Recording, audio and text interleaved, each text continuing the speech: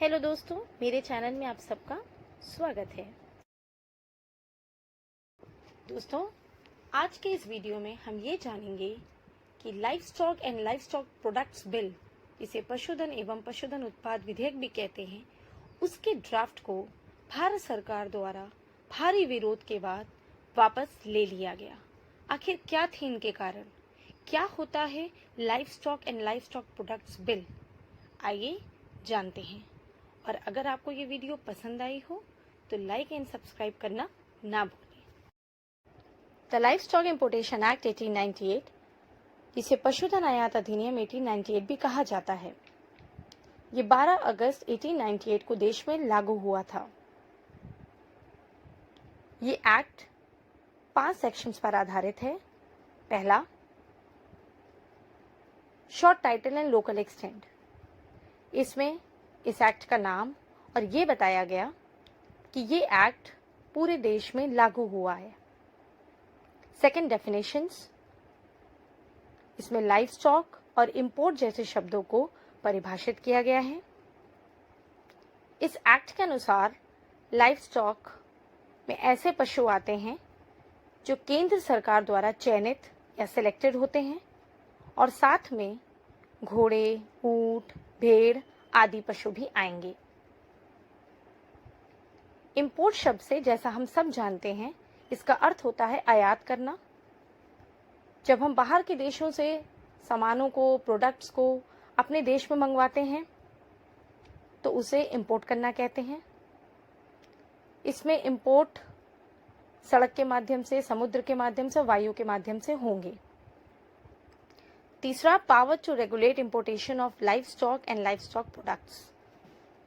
इसमें central government को, केंद्र सरकार को ये अथॉरिटी दी गई है कि जिस भी प्रोडक्ट को इंपोर्ट करते समय या उसके इंपोर्ट करने के बाद किसी भी प्रकार का नुकसान होने की आशंका हो तो सेंट्रल गवर्नमेंट चीज़ों में बदलाव कर सकती है या उनको रोक सकती है। चौथा, power of state government to make rules. Central government के साथ साथ स्टेट गवर्नमेंट को भी कुछ नियम बनाने की छूट दी गई, जिससे वो प्रोडक्ट्स को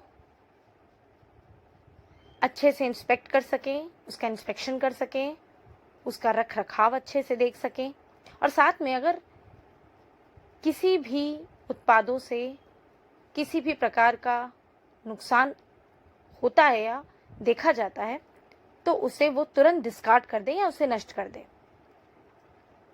साथ में इसमें यह भी कहा गया कि स्टेट गवर्नमेंट जो भी रूल बनाए, जो भी नियम बनाए, अगर उसका उल्लंघन करता हुआ कोई भी पाया जाए तो वो उन पर फाइन लगा सकते हैं, जुर्माना कर सकते हैं, और जिसको मैक्सिमम अमाउंट उन्होंने 1000 बताया। And the last point, protection to persons acting under act. इसके अंदर, इस एक्ट के अंदर जो भी लोग हैं या इसके बेनिफिट को देखते हुए इसके अंदर काम करेंगे, उनके ऊपर किसी भी लीगल प्रोसीडिंग को अंजाम नहीं दिया जाएगा। The life stock importation amendment act 2001, principal act 1898 के बाद इस एक्ट का अमेंडमेंट एक्ट आया। अमेंडमेंट से आप सब लोग जानते होंगे, अमेंडमेंट का मतलब होता है बदलाव, संशोधन, चेंज। क्योंकि प्रिंसिपल एक्ट 1898 में आया था, बहुत साल हो चुके थे, इस एक्ट में किसी भी प्रकार का बदलाव नहीं हुआ था, तो उसको देखते हुए 2001 में केंद्र सरकार ने इस एक्ट में बदलाव करने का निश्चय किया। ये एक्ट 6 सेक्शंस में डिवाइडेड है। पहला, short title and commencement.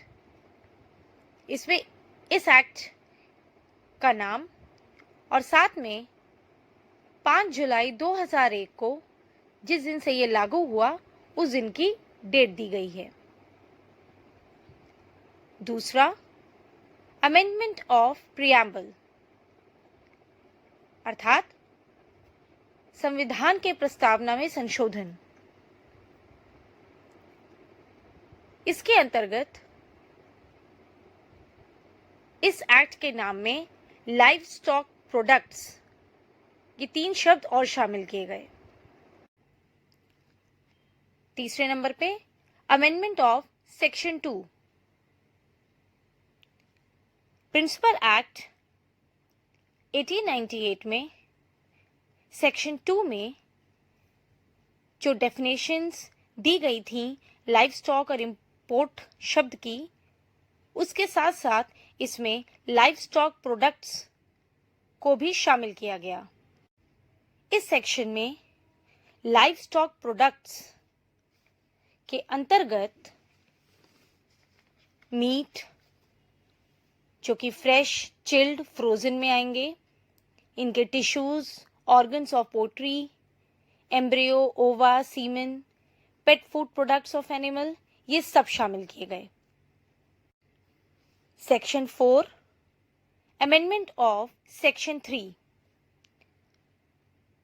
Principal act 1898 में सेक्शन 3 में सेंट्रल गवर्नमेंट को पूरी अथॉरिटी दी गई थी इस पूरे एक्ट को नियम पूर्वक चलाने की, लेकिन इस अमेंडमेंट एक्ट में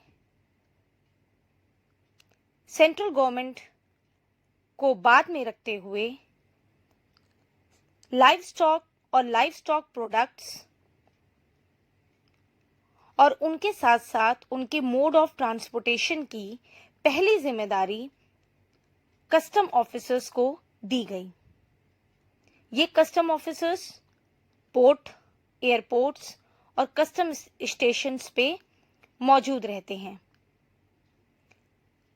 इस सेक्शन के आधार पर कस्टम ऑफिसर्स को सारे अधिकार होंगे इस आयात को नियम पूर्वक चलाने के लिए।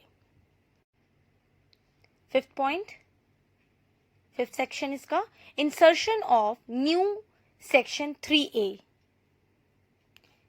जहां प्रिंसिपल एक्ट में सेक्शन 3 में सेंट्रल गवर्नमेंट को अथॉरिटी दी थी, इसमें ये अथॉरिटी यहां सेक्शन 5 में दी गई है, जिसमें वही बात कही गई है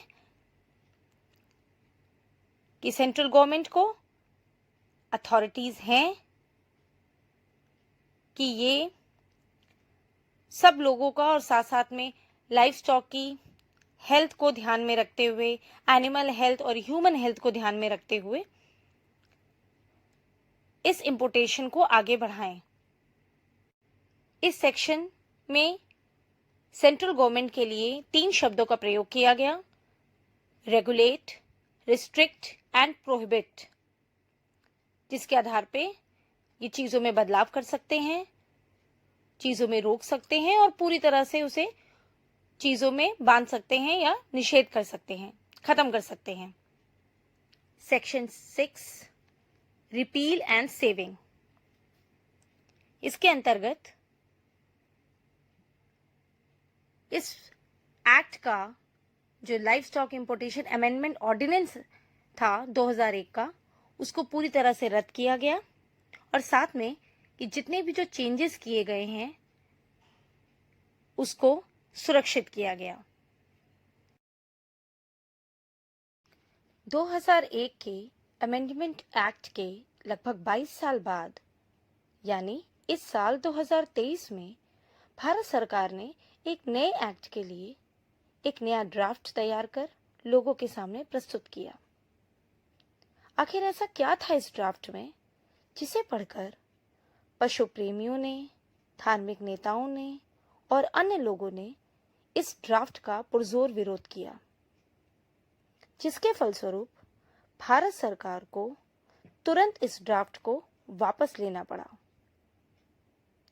ये जानने के लिए मेरी अगली वीडियो को ज़रूर देखें और अगर आपको ये वीडियो और मेरी मेहनत पसंद आई हो तो मेरे चैनल को लाइक एंड सब्सक्राइब ज़रूर करें।